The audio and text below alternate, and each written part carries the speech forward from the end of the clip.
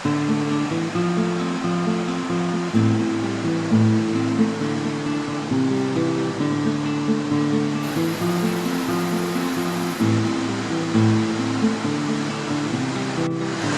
out, guys. I am in the Amazon rainforest in South Colombia.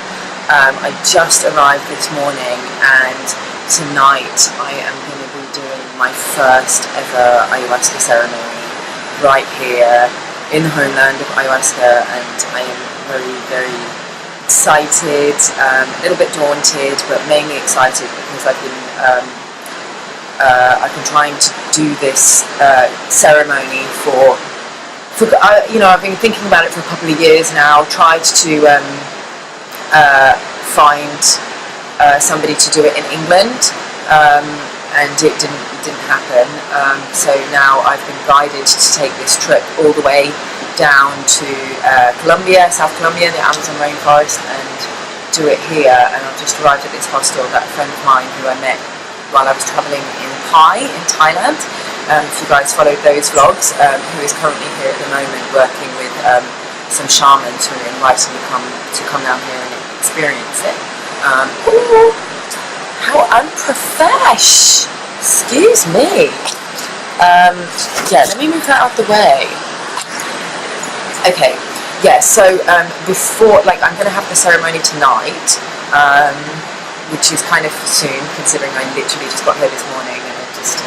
I was on a bus for 12 hours from Bogota, and yeah, I'm very hungry, and yeah, maybe I should have waited, but the time feels right. It feels like I need to do it tonight, and before I do it, I just wanted to record a little like a precursor, a little piece to camera beforehand, and just talk to you about some of my experiences with various psychedelics and plant medicines. Now, I don't know whether to go in chronological order or whether to go with the biggest and most important groundbreaking experience first. Okay, so yeah, maybe I'll start with the awakening that I had in 2012, which was facilitated by marijuana. I don't think it was just the marijuana on its own.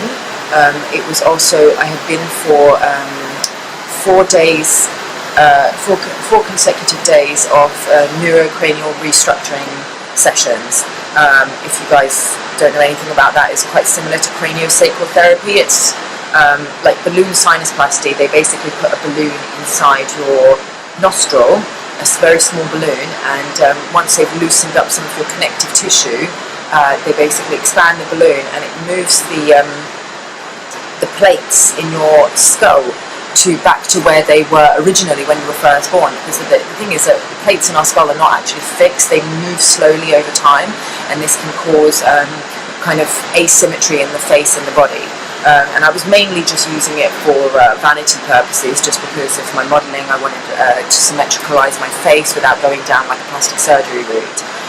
So I just decided to kind of get this treatment, and it did actually help. But I just found that after the 4 days that I'd done it, it puts your spine all in line. So your energy centers, your chakras are all in line. When the bones in your skull move back to where they were, that kind of opens your crown chakra as well. So it might have been something to do with that. I mean, I'm not an expert on these things, so I don't know exactly why this happened, but I just know that every night, my ex-boyfriend and I, we would just smoke up together, and we would just have chats, and the following day, when we were sober again, we wouldn't be able to remember what we talked about. It was just seemed like, oh yeah, we were just talking shit, whatever. But then the following night, when we would smoke up again, it was like we could suddenly remember everything that we talked about the previous night. And we talked about this idea that we were accessing this bonus level, the bonus level of consciousness. And we were talking about all sorts of strange things, because my ex-boyfriend's not particularly researched on metaphysical ideas or quantum physics, spirituality, consciousness, anything like that. He doesn't read books. He doesn't, the whole time I was dating him for about 4 years, this was when this happened, this was 2012, and this was towards the end of our relationship. In fact, we'd already broken up at the time.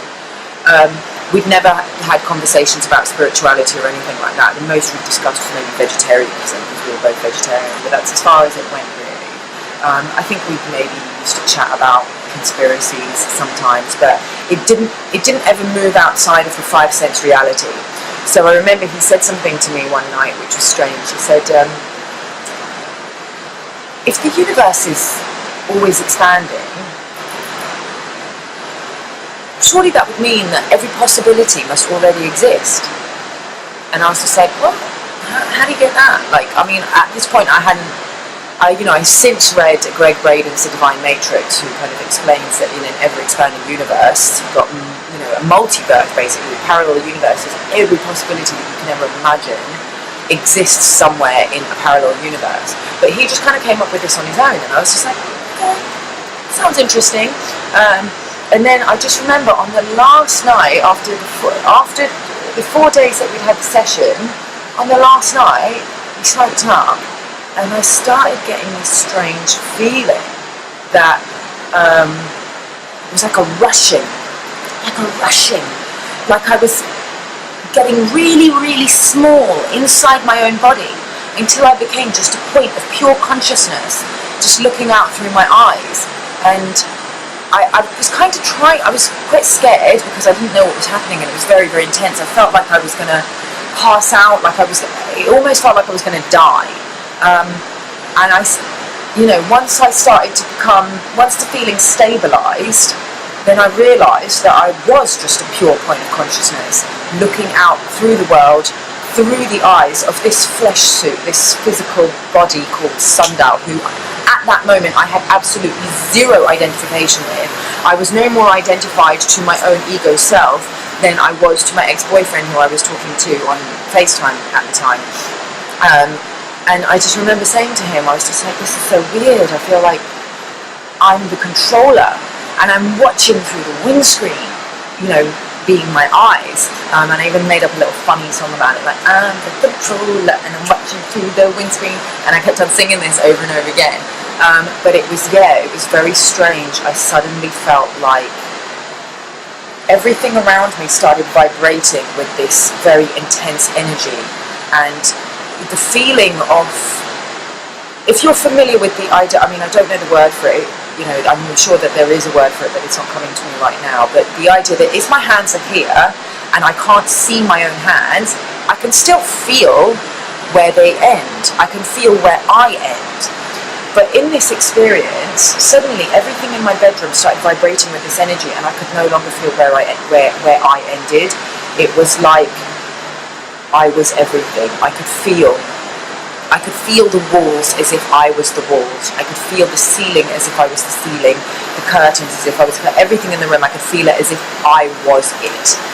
And it was like a deja vu that lasted a whole hour. I mean, this experience must have lasted about an hour or two. Very, very intense. And it was, like a very, very intense deja vu. I was looking at everything with such great recognition, like I had been there before, like I'd seen it before a million times, in a million incarnations, in a million different parallel universes. Everything seemed so familiar. That's the best way that I have to describe it, but it started to feel like so much love was like welling up inside of me, like almost like when you're on the plateau of an orgasm. That's what it felt like. Or if you've ever taken ecstasy or MDMA, which I will talk about later as well, it was like that kind of feeling. It was just pure love, but not the kind of love that you feel for one other person. It was just infinite love for everything. It was knowing, it was understanding what it's like to be everything. He was trying to talk to me, and he was using my name, Sundial, to refer to me, and I was just like, I'm not Sundial, like, I'm everything. And he was just like, what do you mean? And I remember the words that were starting to move through me, and it was quite hard for me to get words out at this moment, because words seemed to have kind of lost their meaning, but I was able to kind of grasp some words and piece a sentence together. And I started saying these were the words that I used. I have the Spirit of God inside me. And he was just like, what are you talking about, babe? Like, we don't believe in God. Like, you're getting all religious on me. And I was just like, no, this is not about religion. It's not about Jesus or Buddha or any of the other prophets that have come to earth to give us this message. They all came to give us the same message, and that is that we are God. All of us, every single one of us is an expression of God, and we need to understand that we are one. And if we take from each other, then we are taking from ourselves. And none of us have got that message. That's why they needed to keep on reincarnating and coming back in different incarnations. It's the same consciousness, like the Christ consciousness. It's the same consciousness. This is what I realized in this moment. You know, if people don't agree with me, that's their choice. But we never got the message. We thought that we needed to deify this individual, when actually we just need to realize the own divinity that we have within ourselves. So that's kind of what I realized in that moment. That was in 2012. And then I woke up the next morning and I felt the same normal again. I didn't suddenly feel like an enlightened being, but slowly the process of evolution and the crumbling away of untruth and, you know, my spiritual journey had already begun, but it began fully in earnest now. And I had a conversation with my mum about it the next day. She had been starting to do a lot of meditation and a lot of work on herself, and had started studying these kind of metaphysical principles.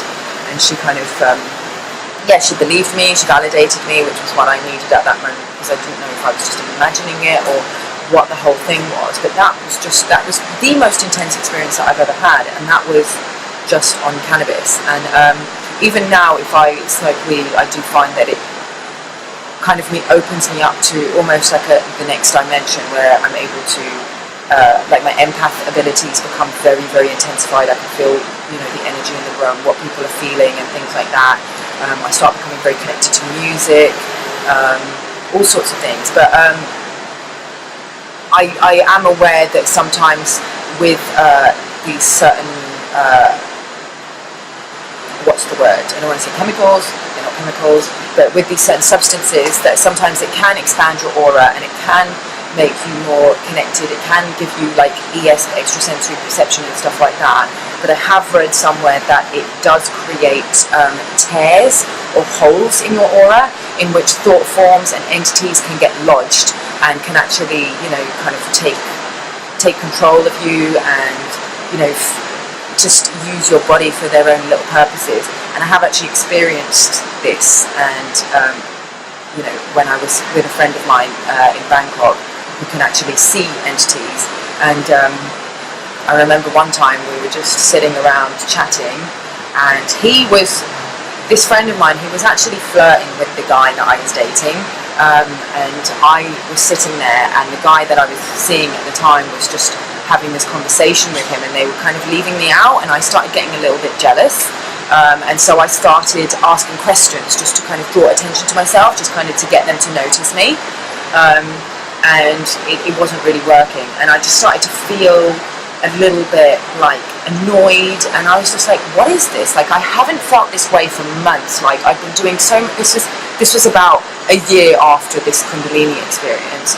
I have not felt jealous or possessive or insecure in a really long time. I've been doing a lot of work on myself, so to have these feelings come up and to have my behavior changing because of it was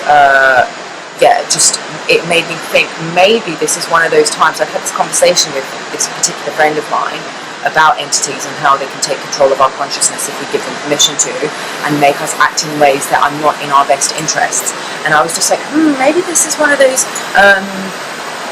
times that he was referring to. Maybe I've basically given permission to something to kind of run the show and act in a way that is not in my highest good or the highest good of everyone. So it's just like, do you know what? I'm going to go ask him.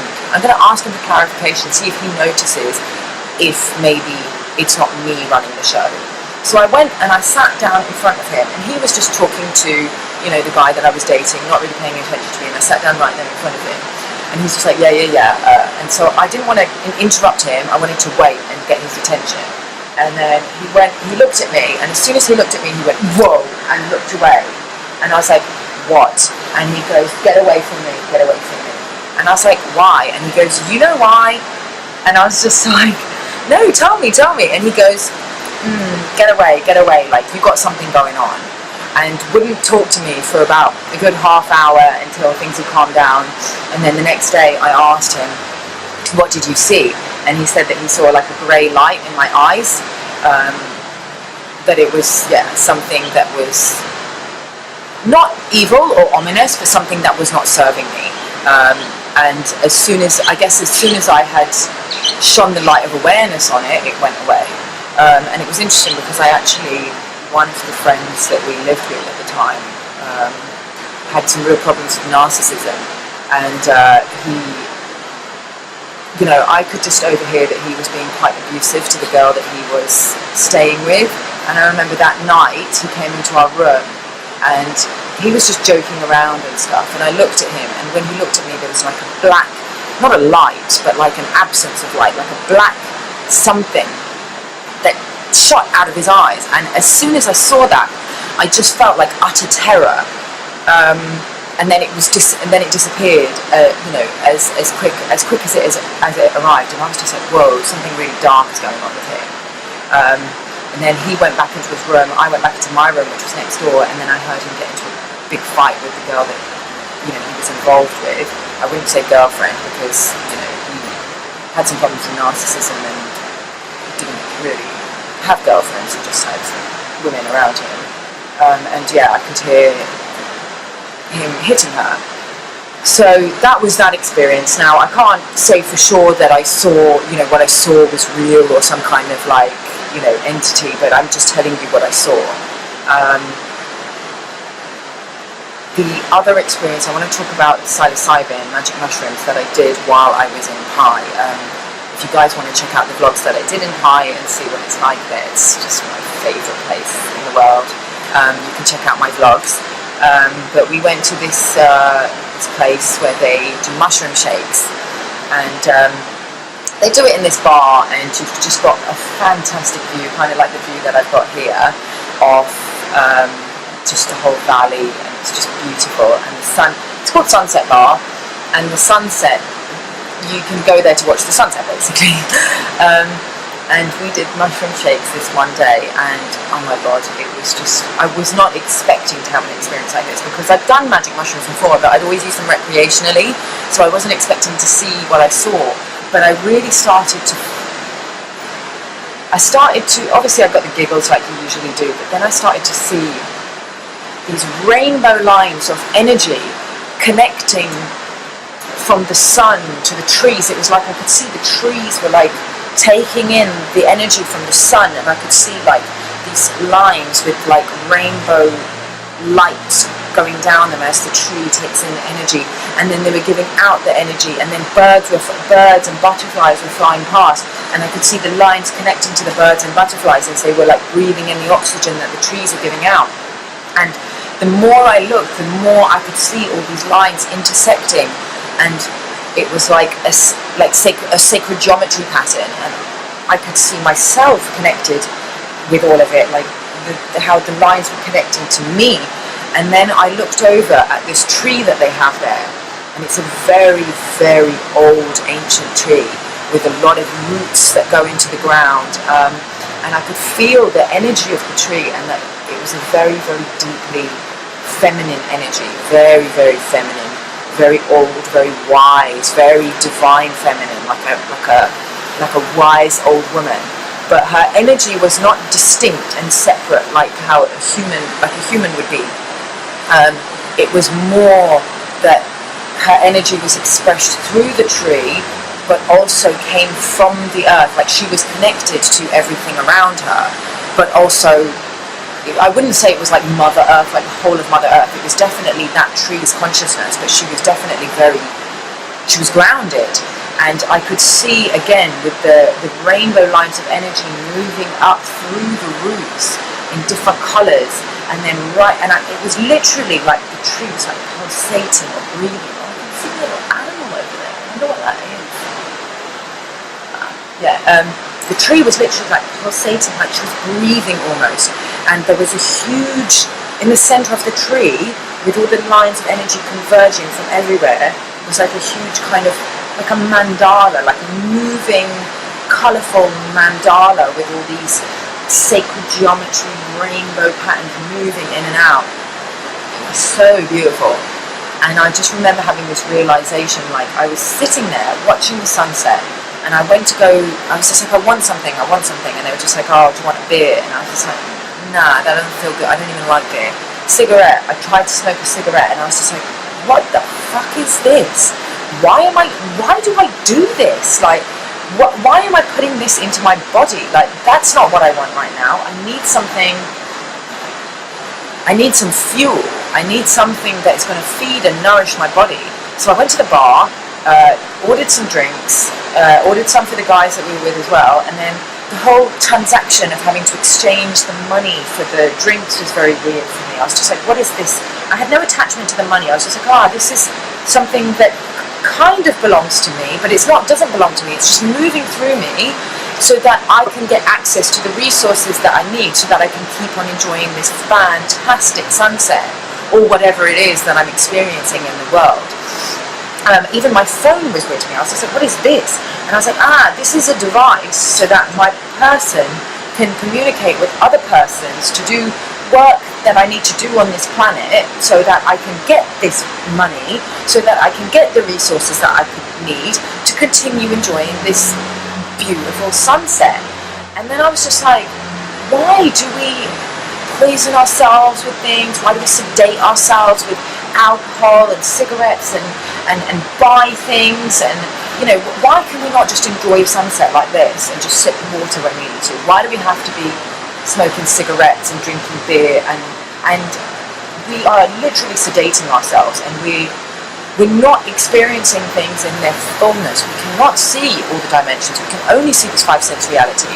And if only we could see more, we would know that we would not need anything other than what we need. We only need to take from the earth what we need to survive and to thrive, and nothing more. But we've just become locked in greed because of overconsumption and advertising, and obviously I realised that I was part of it. And that's the beautiful thing that I found about Pi, was that it doesn't matter what you do for a living or who you are in the outside world. When you enter that valley surrounded by mountains, you are just you, like how you show up in the world. It doesn't matter how much money you make, you know, as long as you can obviously pay for your accommodation and stuff, but things are pretty cheap over there. But people don't ask you stupid things like, what do you do for a living? You know, it's all about just, what are you about? Like, I don't know if that makes any sense. You probably just have to go there and experience it. And okay, so I've talked about those things. The kind of melding away of the separation and just being one with everything, I have experienced a couple of times since that experience. One time I experienced it in Bangkok, in my bedroom again, when I was having a very intense conversation with another model that I met, and we were connecting on quite a deep level, and I felt so connected to him in a totally non-sexual way that I then started to connect with the whole room around me. Like I had this bowl of seashells, and I could feel like the energy coming from the seashells, and like it was one with me. And then another time I had it when I was in Koh Phangan with an ex-boyfriend and some friends, and that was a very, very difficult experience for me because I was not connecting with the people around me at all. They wanted to party a lot, and I just couldn't, like my body couldn't handle how much they wanted to go out and drink and take drugs. And I just remember just smoking this joint because it was the only thing that I could do to keep myself sedated when everybody was, you know, playing drinking games and beer pong and whatever. And I just remember lying back on the grass and looking up at the sky, and it was like my consciousness expanded to include everything. I was all the way up in the clouds, and all the sounds around me, I could trace them back to the beginning of time, to the Big Bang, like when we were all one, when I was one with the sounds of the birds and the phone conversation that girl's having there, and the music that's coming from the house, and the Thai music that's coming from that house over there, trace it all back to the beginning of time, and we were all one, and we've all met here in divine timing. We're supposed to be here in this moment. And that was a message that I really needed to hear at that time, because I was having such a hard time being there. You know, I was spending a lot of time in my room. I was crying a lot. Like, I didn't want to be there at all. And I'd left my friends back in London. We were there with my boyfriend at the time, his friends, and I just did not. I was just really, really lonely. And so just the idea that I'm not alone, I am supposed to be here, I was one with everything that's here, and we met here at the right moment for me to experience this and learn what I need to learn for the next stage of my journey, was something that I really, really needed to hear. Now, I do want to touch briefly on ecstasy and MDMA, which I know are not plant medicines, they're not natural, but if you know anything about the history of MDMA, it was actually used for psychotherapy and psychiatry. It was a tool used for marriage counselling, because what it does is it basically increases empathy. And I would say that it's probably the closest thing that I've ever experienced to that Kundalini awakening that I had in 2012. So I took ecstasy for the first time when I was about 18, and I actually took quite a lot my first time. I took 1.5 pills, which is almost like double dropping. It's far too much for, you know, especially a small girl to take for her first time. And I did vomit up a lot of it, thank God, because I think it would have been too intense. But it was extremely intense, and I just remember lying back and just feeling so much love for the entire world, but also so much sadness. I do remember saying, like, why is there so much war in the world? Why are there so many children dying? And I started to get quite upset. And then I was in a club, like I was in this underground breakbeats club in Sheffield, where I went to university, and there were, you know, some people there who sat next to me, and they were just like, oh, you don't want to think about that, love, right now. No, just be happy, just think nice thoughts. And I was just like, yeah, okay, they're right, because that's taking me to quite a dark place. Like, when you take it, you have that much empathy that, yeah, like I was almost starting to cry, and you know, it would have been very intense if I'd kind of gone down that way of thinking. But yeah, I felt like I was so beautiful. I felt like everyone around me was so beautiful. I loved everyone, and I really feel like that it's kind of opening something in your brain. It's touching on a capability that's something that we all have as humans, but we don't get to experience because of worldview poisoning, because of divide and conquer, because we're watching the fucking idiot box every night after we've spent 8 to 10 hours in a fucking grey cubicle working as a corporate slave for a system that continues to oppress and enslave us and other people to varying degrees. And so we just turn on the box and we become programmed, we drink fluoridated water and toothpaste, and it calcifies our third eye. We cannot imagine, we cannot see more than this 5 sense reality because of the calcium deposits in our pineal gland.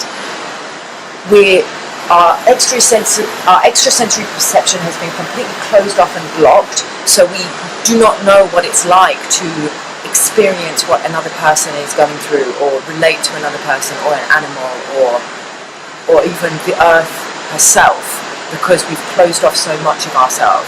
And you know, I would say from a chemical perspective, it's probably the closest thing that I've experienced that actually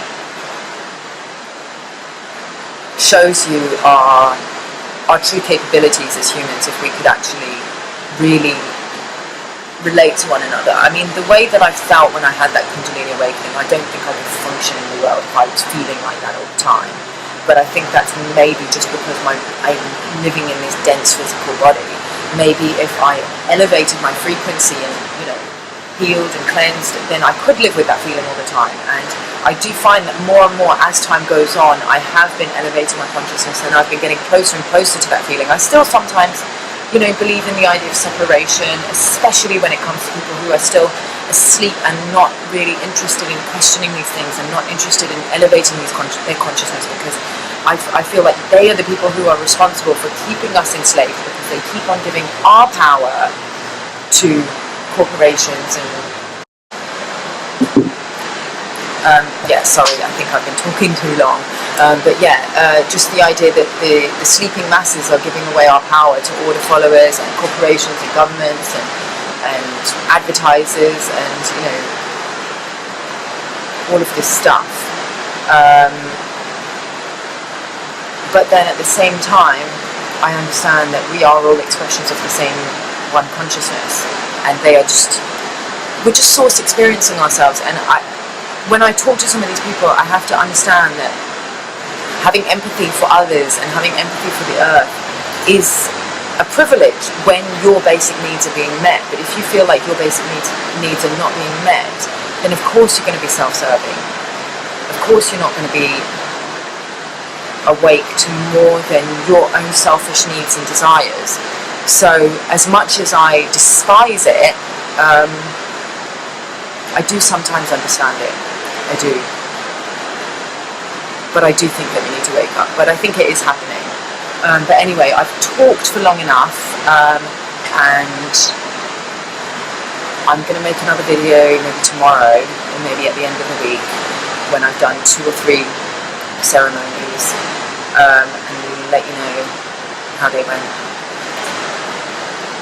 Okay guys, thanks for watching. If you like this video, give it a thumbs up.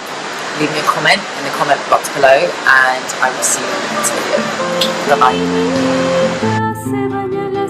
bye.